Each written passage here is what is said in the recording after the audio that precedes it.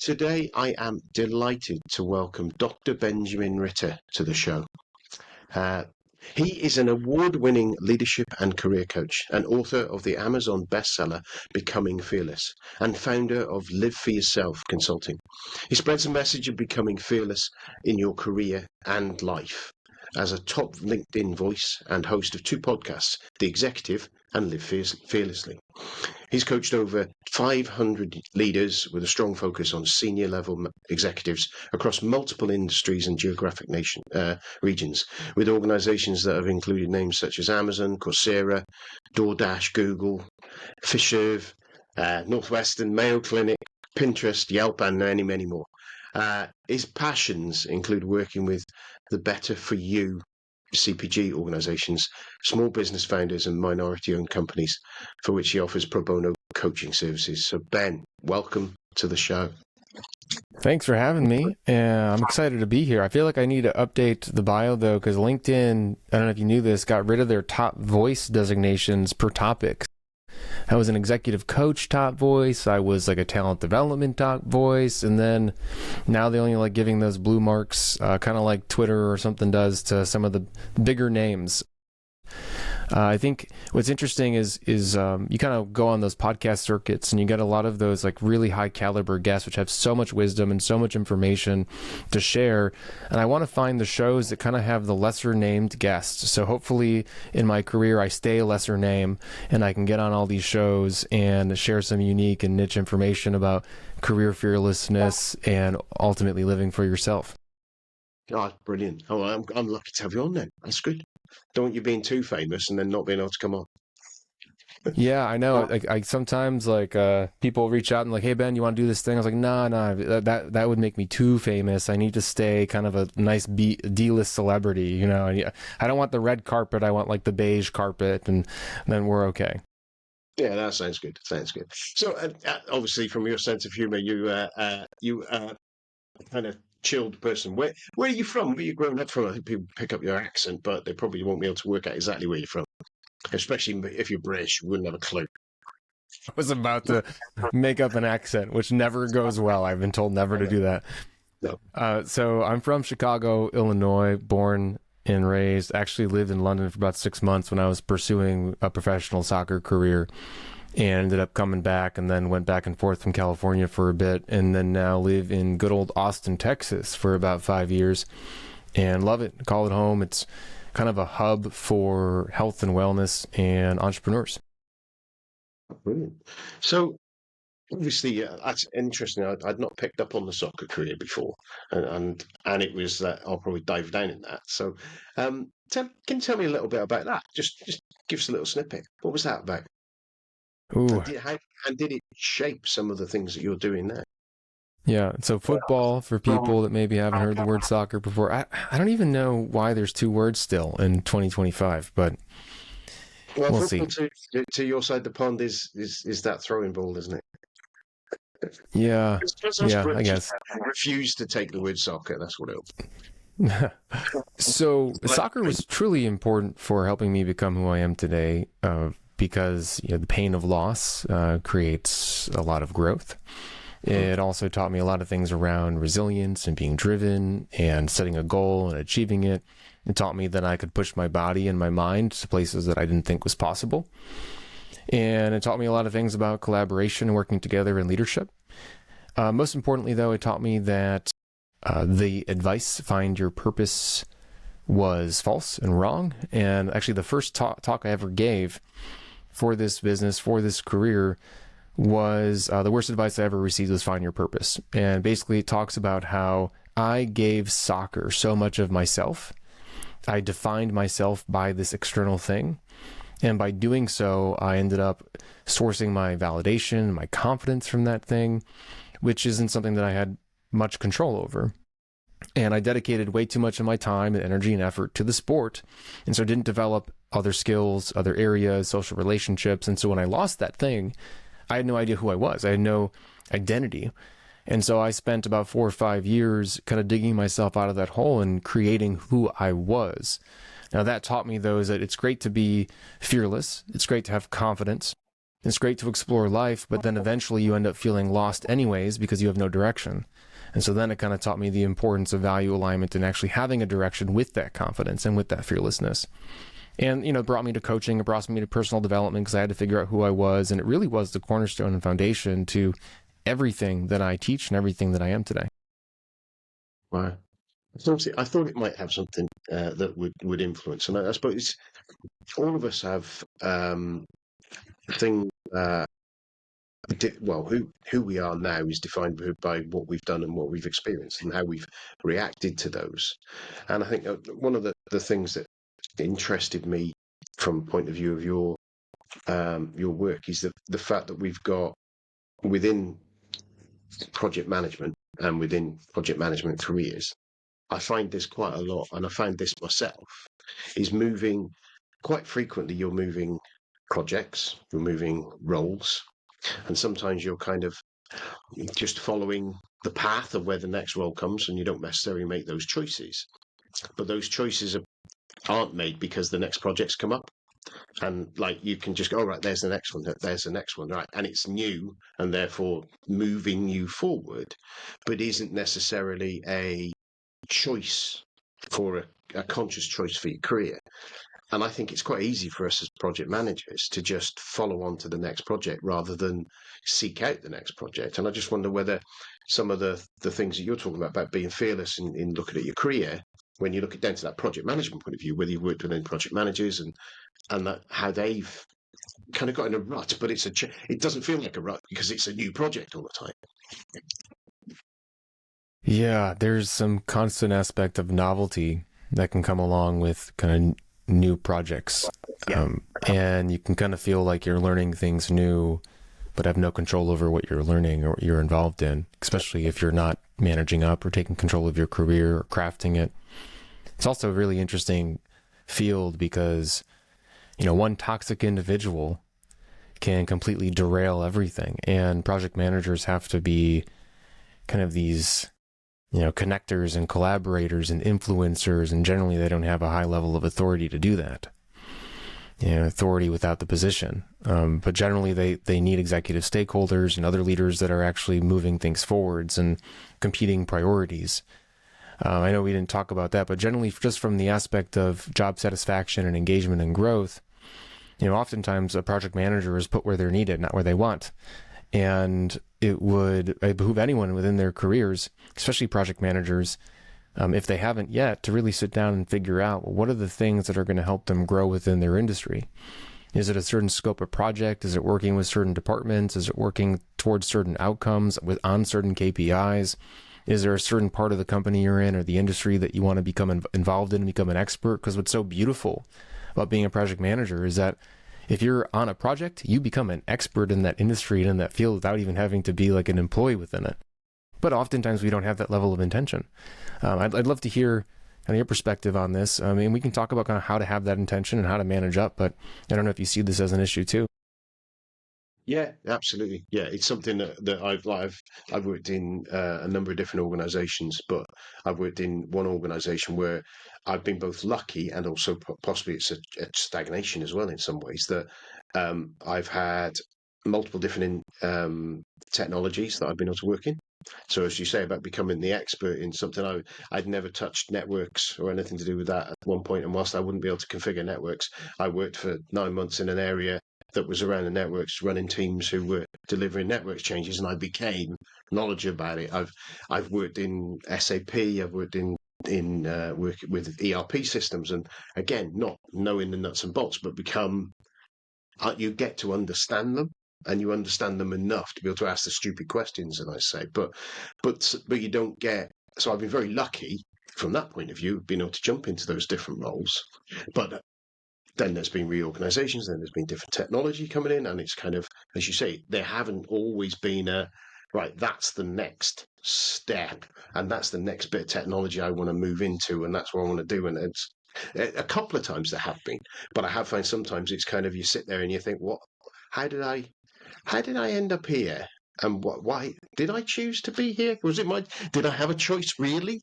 And you obviously always do have a choice, but it was that thing, did I let someone else make that choice for me rather than challenge that choice? And take a risk of sitting there going, "Oh, I've got not the right project. I've just got a project," if you know what I mean. So beautiful about project management is not everyone might want a project manager, but everyone needs one.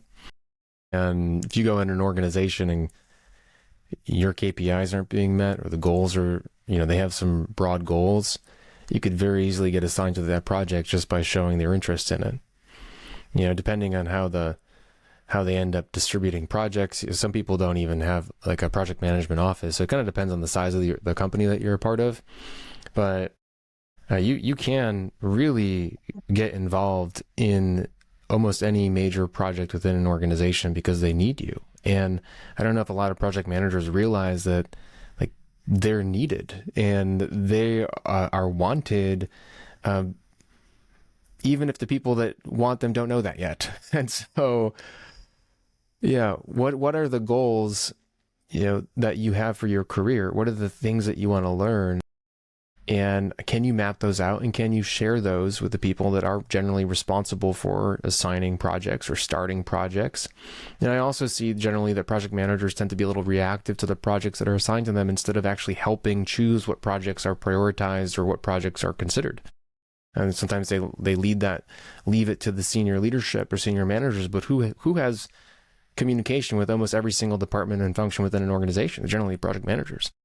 And I think they might be able to see some of the gaps a little bit more clearly, and maybe could have a little bit more of a voice. And not only do you help your career, but you help the company. Yeah, I agree. I think there are you've got your finger in a lot of pies. You've got that cross, and I've heard this talked about before. That in many ways, if you work within a largish organization with multiple departments, and you deliver projects in all of those departments, or delivering projects that cross those departments, you get that unique cross-departmental understanding of an organization, again at a certain 20,000 feet view. But that does put you in a position where actually, when you, in theory, if it was viable, moving up through an organization into the CEO kind of roles and then the COO roles, they're actually well positioned as PMs, whilst you're not, because quite often you'll get those roles where someone will come in, they'll be the finance director, they'll be the sales director that come in, and they're brilliant at their vertical, but then don't have that breadth. Whereas the project manager may not have the depth, but they'll have the breadth of that knowledge, which sometimes I think maybe, I don't know if you found it with the CEOs, that sometimes can be really useful to have that breadth of understanding of your organization. Yeah, when I think of an executive project manager, I think of like the chief of staff. And it's the person that controls everything, is able to influence, is able to know what's most important for an organization. I've never known an organization, executive team, or myself as a coach coming in to be told that the project manager was too directive, or gave too much feedback, or like generally the project manager role is seen as someone who's intelligent, informative, and knows what gears need to turn, keeps everyone accountable, but oftentimes is a little too soft in terms of their own career and what needs to happen within the project itself. And like the idea of fearlessness for someone that's in this role, I think is crucial for them to stand out from the pack and to meet expectations and then be able to drive results in an organization. Yeah, I think you're right. I think some other things, and it's that I was talking to someone the other day about the fact that you've got the project manager role being quite a lonely role in that, and a lot of accountability, responsibility conflict, because tend to be if the project goes well, the team involved in doing that project did a brilliant job, not the project manager. Not from a organizational point of view, but the project managers tend to step to the side. And that's my experience anyway. And then, but if there's a problem, and if it's gone wrong somewhere, the project manager steps up and says, "It's me. It's my team did it." Now there may be specifics in there, but again, they accept that responsibility as part of what we do. We accept accountability for the failure, but not necessarily accountability for the success of something, which goes to that point that you're saying there, where that means that senior people only see the project manager when there is a problem. They only get a visibility of that when there's a problem. And again, 90% of it, people throw numbers around about how many projects are successful and not successful, but 90% of the work that we do is successful. Now, the outcomes may not always be successful based on whatever measure you use. Most of your project's going to deliver right. There's going to be parts of it that aren't, that mean that something else happens. There's a lot of really good stuff done. It's the same with all of us. It's like with feedback, isn't it? When you're giving people feedback, if you're only giving people feedback on things they do wrong, that's a really small part of the brilliant job they do, where they do lots of things really well, unless they're really terrible. And if they're doing 90% of their job badly, why are you still employing them? Mm-hmm. It's just crazy. And I suppose for me, just kind of linking to your book and your consulting work that you do, what is it that made you write the book? What made you think, actually, there's a book that is going to help people here? What was the reason?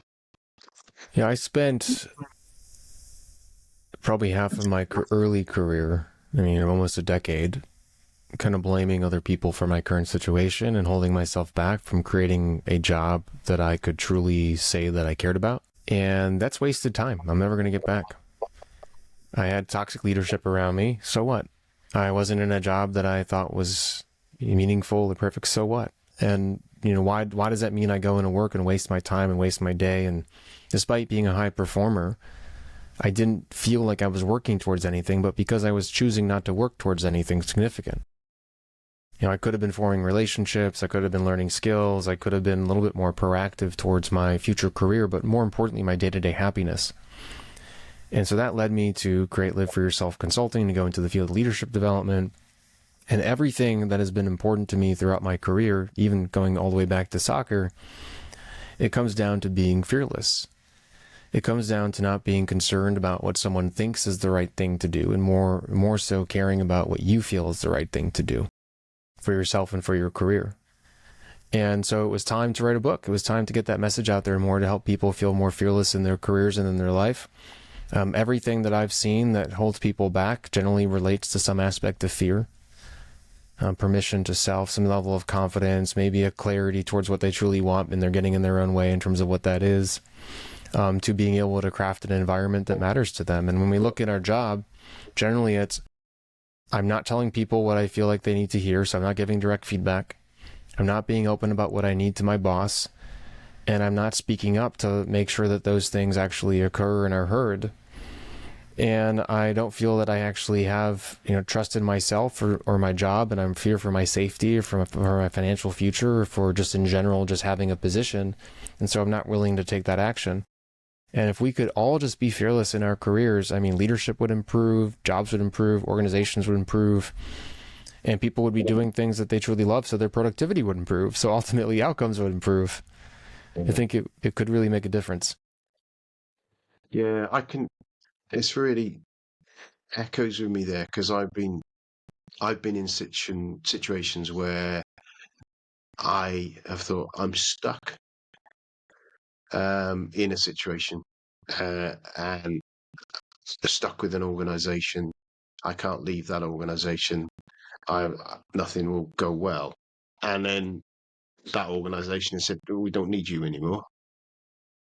And actually, but each time that has ever happened, I've ended up in a better role, with more money, with more autonomy, more responsibility, and more what I wanted. And sometimes I think there's that, you say, that fear.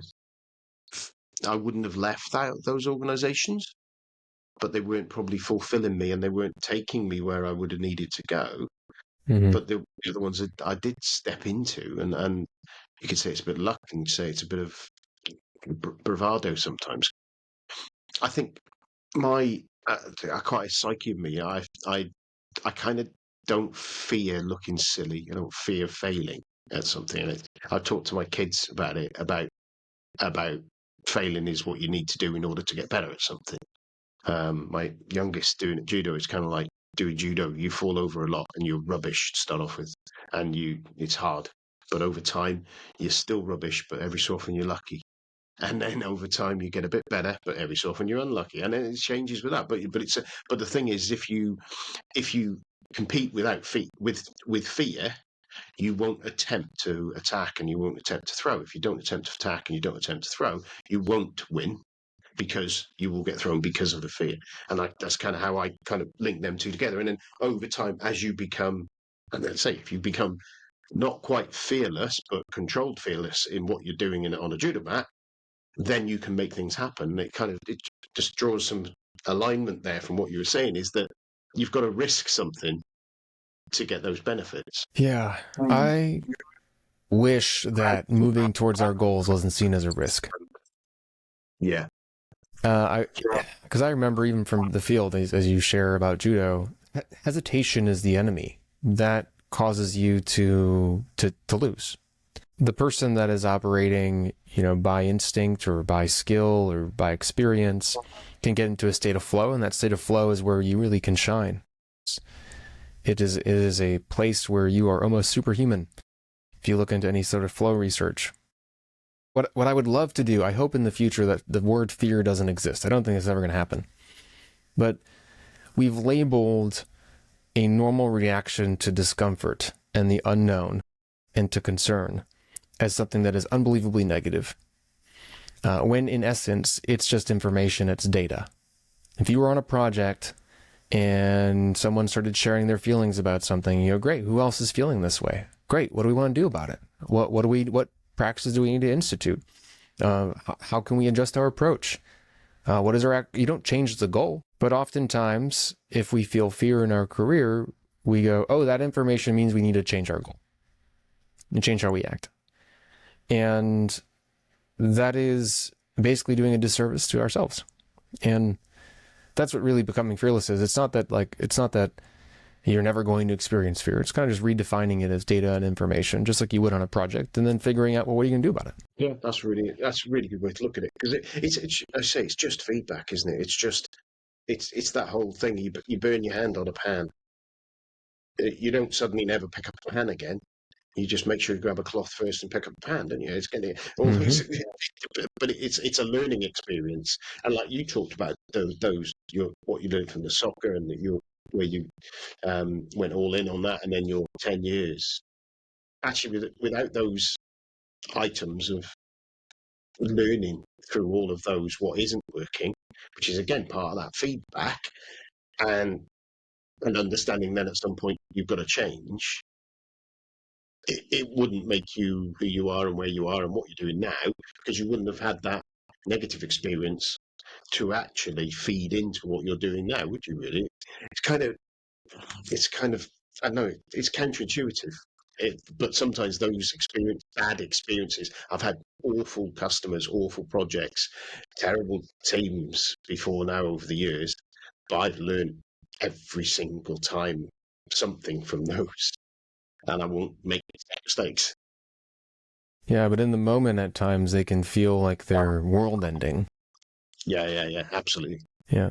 So we let temporary emotions dictate our future opportunities, which is just a bad equation.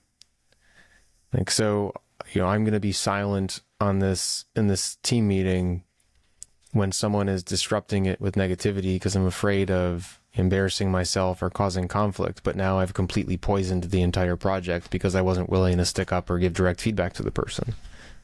Or I'm in a career and I keep getting assigned projects that I feel like are too junior for me, but I don't go talk to my manager about it and define my goals and lean into them like a mentor. And because there's strategies to each of these things that you want to accomplish, but you don't do that, and all of a sudden now you've held yourself back in your career 5 or 10 years, maybe 15 years, and then ultimately they let you go anyways.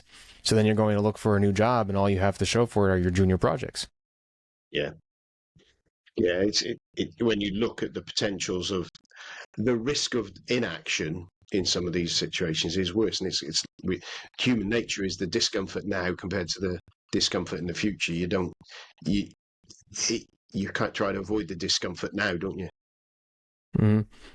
So generally, you have to explore what the fear is. And too often, though, we feel fear, we go, oh, I need to be afraid, and we run, or we freeze, or we avoid the thing. But dealing with fear means you have to deal with being uncomfortable. Doesn't mean you have to do anything first. It means that you actually have to just explore what you're feeling and what are the rational thoughts that are aligned to this specific feeling. So you bring rationality to the emotional response. Instead of pushing it away, you get closer to it. That's just the first step, and you don't even have to take any action. I'm not telling everyone they have to jump off the cliff into the bucket of the chasm of their fears. I'm saying that you just have to start exploring them. And through that exploration, we can end up coming up with some sort of action, because any small action into discomfort actually makes that discomfort more comfortable. And eventually we end up taking enough little actions where we've completely changed our world and our career. Brilliant. This is so what you're saying there really is that from what I'm hearing is that it's that kind of the advice you have quite about getting angry, but fear as well, is that take that 10 seconds to let yourself feel, take that time to let yourself be afraid, let yourself be like you would with any emotions, but be those emotions. And then and once you've just said, right, okay, that's happening, then understand why is that happening, then decide if you want to change it, and then make the actions to do that sort of thing. This kind of feels what from my brain. And so what practical sort of things do you say to people? Like, that's obviously a massive thing. As soon as we feel fear, you take ownership of it, kind of in that scenario, don't you? But what are some of the sort of tips and tricks that you've got in your book and in your coaching that you tell people without giving away the whole farm?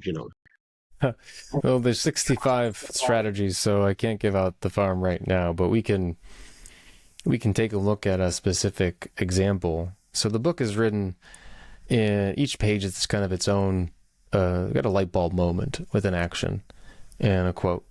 Basically, it starts off with the topic and asks a question to see if you kind of feel that fear in the situation, explains what that fear is, and then gives a suggestion for it. So, for example, one of them is like avoid burning out. But I think we're talking about more around job satisfaction and leadership and such. So, some of them are pretty simple, like lead with optimism. How do you respond when others complain? And as a project manager, I bet you're in a room with a bunch of people that are generally pretty negative or complaining. And the easiest way to build camaraderie, it seems like generally, is to share those complaints. The problem is you're the leader of the group. And so if you share those complaints, now all of a sudden you are a source of negativity and you've kind of given permission to it. So basically the book says, like, maintaining a positive attitude at work can be challenging, especially when it involves other people complaining. Aligning with others' negative views can be a way to strengthen relationships, but it creates a dilemma between trying to stay positive and the need to fit in. However, for those aspiring to grow professionally, negativity can tarnish your reputation and prevent an opportunity to motivate others towards greater organizational goals. And so the very straightforward, kind of in-your-face directive is always find the positive. If you want to grow in your career, it's on you to be the voice of optimism. If you notice a problem, encourage finding a solution. If others are complaining, you can empathize while still pointing out more positive aspects. The people that others want to work with and trust are champions of their organization and the people in it. If you are bright when others cast shadows, you will be the one who stands out and others will take notice. And so the fear here is generally it's kind of standing out from the group and the crowd.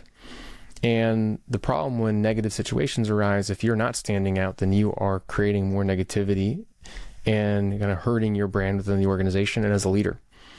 And so the book provides a variety of suggestions like that to take advantage of your career and to really be fearless in your life. And some people hear that and they're like, well, what's the big deal? I'm a little negative. I'm not afraid in this moment. Well, by not speaking up and not creating the culture and value and the culture and the environment that you want and leading and creating the brand that you want for yourself as leader within the company, you are actually bending to fear. That really rings a note with me, because I know I've been in situations where, well, generally I'm a fairly optimistic person. I think generally the community of project managers, you have to be two things. You have to be incredibly skeptical, but optimistic at the same time, because every project you've got doesn't look like it's deliverable, and every report on where we are on a status point of view doesn't sound realistic. And we're always saying, you kind of got to have that balance of optimism and skepticism. And I've generally been the one who can look at the positive, look at, well, what if we do this? What are the options in that? And I found myself in certain situations where when someone's dug a hole and they're in it, I've got in and took the spade off them and dug them deeper, because and that's when I've been in not a good place from a mental health point of view and from a work point of view. But I found my attitude changes on that. Sometimes I spot it, sometimes I don't spot it until quite a bit later, and it's kind of like, hang on, how have I got to get myself back into that? And I think there's a thing of the middle manager. There was a podcast, I can't remember the name of it now. It was like the grumpy middle manager, something like that, from a few years ago. Whether it be project managers or any middle management, you're in that situation where you've got to be. Your organisation is doing something and you don't agree with it, and you don't like what's going on with it, and you think it's the wrong thing to do. But somehow you've still got to get your team on board with delivering with that, or being part of that, and empathise with the fact that, yeah, I agree, I don't think this is the right thing, but blah blah blah. But it's really hard, and I think it's really hard as project managers as well, if you are delivering something in a way that you don't think you should be delivering. It's not giving a benefit, and then you've got to. It's a really difficult thing to do. Not impossible, but it is difficult, and I think it's a case of I get caught kind of giving my opinion too much sometimes. But as you say, it helps build those. You build really strong relationships with your team then, but then you tend to kind of hunker down underneath your shield of all of you trying to. It's you against the world, which creates a great culture, but not necessarily an organisation culture. Mm-hmm. What do you actually do to break that? How do you? Because I understand where it comes from, but how do you stop yourself getting into that hole? The first step to every single behavioral change is awareness. And so the first thing you have to do is see if you actually are being negative. And so, like, what does negative mean? And it's literally agreeing to someone's negativity. It's venting, and to start kind of counting when that occurs, especially with who and when within your day. It can be with certain people, it can be in certain meetings, but it's very important once you build that level of awareness, you'll see what percentage of your conversation generally is you complaining about things. Yeah. And that level of awareness then kind of starts building the pause between you being negative or not. Because what we need to do is build some semblance of control over your reactions. And so once you get the information of when you're being negative, you then start saying, well, what's happening that's causing me to be negative within these moments? Something I'm unhappy about? Is it certain people? Am I trying to connect with the relationships? Is this the culture that we've created? And so then once you realize who it is and when it is, you can start building some interruptions into those moments. I would start small. I would pick maybe one meeting, one project, one person, and just give yourself a challenge that whenever something is negative, like you maybe even, I would actually say, build a script to prepare on how you're going to respond and what you're going to say to those people, so you don't automatically lean into your kind of normal behavioral or conversational tendencies, and then try it out and see what happens. It will be disruptive because the people that used to use you to complain are now not going to be able to, and so they're going to feel something is missing initially. You might actually create a discomfort with certain relationships and certain people, and you're going to have to be willing to deal with that. So what is your plan of action there? And so if you're working with a coach on this conversation, generally you explore your feelings, you explore the situations, you explore the issue, you kind of brain dump in a safe space, and you come up with these strategies on what you're going to say, what your tactics are. And then you also kind of strategize around, well, what do you do afterwards? So depending on the response from the people around you, what are the positive things, and what can you move people towards from a solution perspective that's going to create more positivity? From written communication, from your own presentations, to how you're conversing within projects themselves.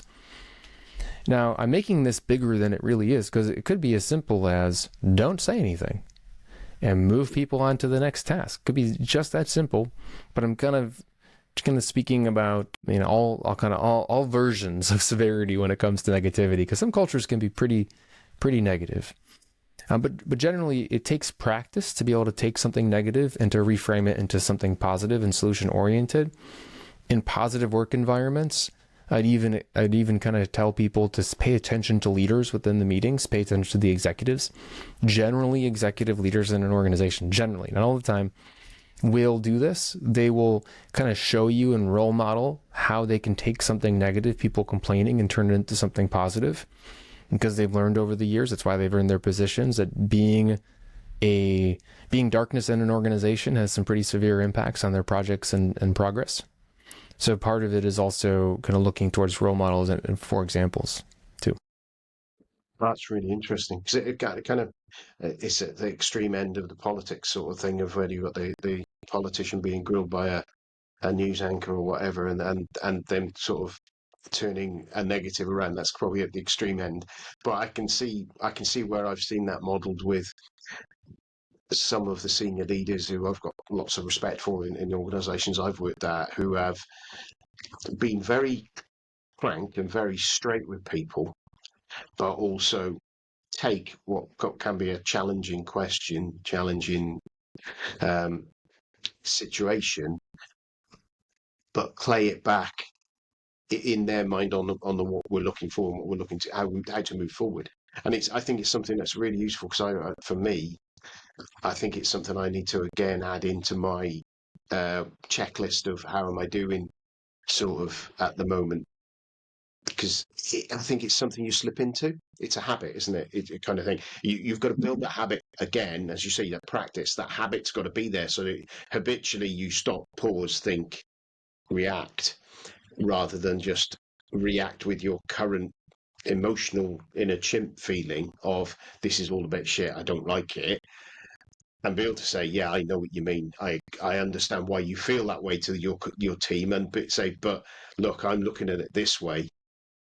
And just that, you've acknowledged it, you've empathized, and you've given a different view. And as you say, or as you say, sometimes at that point you can go, yeah, I understand why you feel that way, but we can't do anything at the moment. Let's move on. And that, as you say, saying nothing in some ways or not acknowledging it is difficult. But it's just, I think I need to be better. It's one of the areas that I need to be better at monitoring myself, because I can get drawn down into woe is me and let's all get together and drink a bottle of rum and moan. Yeah, and some great resources. Nonviolent Communication and Crucial Conversations are two really good books within how to stay goal-oriented within difficult situations. And this is I'm sorry, everyone, if you're listening to this and you do like to gripe and you have your people that you like to do it with. If you want to have a higher level position, you want to be more senior in a company, this is one trait that needs to stop. Literally, you need to do a hard stop. You need to figure out, vent to your friends. But the one thing, and I give a lot of presentations on executive presence. I've worked in companies all across the globe. The one thing that will resonate is if you are the optimistic realist that is goal-oriented, solution-oriented, that's able to listen to someone's concerns, to not add to them, instead to transform them to results for a company. And that means basically that you can't vent and you can't be negative. And it will make such a big difference for your brand and for your results. But it will feel like you lost something in a company. It 100% will. But just like you don't want a friendship where you're constantly complaining. Actually, this happened the other day. I went to go work out with a bud, and we had some just really sad topics. We had some really negative topics, and we were sitting there the last 15 minutes of our workout kind of sharing back and forth about how terrible something was. And we left the gym and we're like, felt heavy and felt negative, and we're just like, this feels bad. Like, this doesn't feel good. That's what people, even though you might feel like a release with venting, there's a lot of research that shows that it actually accentuates the negativity within somebody. And so that's what you're doing. You're putting fuel to the fire. And I would highly recommend to just, I know I'm emphasizing this a lot. I highly recommend it's just one thing you change. It's this. Yeah, that's brilliant. And the time's just flown by, I've just noticed, and we're coming up on time with that. But I think it's such a powerful, just that one snippet, and that's just one snippet that we've talked about that's in your book, and there's 60 odd other ones. So I find that really useful already. So just wrapping up, really, was there anything that you wanted to mention that we haven't got to? Have you got a copy of it? Is that over your shoulder, the book there, or waving in front so people can see it? Yeah, Becoming Fearless. So there we go. Honestly, it's really just that you are in control of your job. You're in control of how you show up every single day. And I wish someone showed me, taught me this a little bit earlier, that the only one that can waste your time is you. And so, depending on the situations that you're in, let's make the most of them. And generally, that relates to becoming fearless. Check out the book. It's everywhere, ebook, audio, as well as paperback. And if you enjoy it, leave a review because it makes a really big difference. And if you enjoy it a lot, send me a message on LinkedIn or book some time with me through my website. Would love to hear from you. Oh, that's brilliant. So I guess that's the best place for people to get in touch and follow up if they just want to find out some more, either of those channels. Yeah, the website's liveforyourselfconsulting.com. It's liveforyourselfconsulting.com, just like how spelled just like it's how you'd hear it. And then Dr. Benjamin Ritter on LinkedIn. I try to be pretty active there. Brilliant. Well, Ben, thank you so much for your time. I've learned something. I've got some actions that I've got to take myself now, and I'm sure that listeners will have the same sort of benefit of this. So you have a wonderful rest of your day, and speak soon. You as well. Thanks for having me. Cheers, Ben.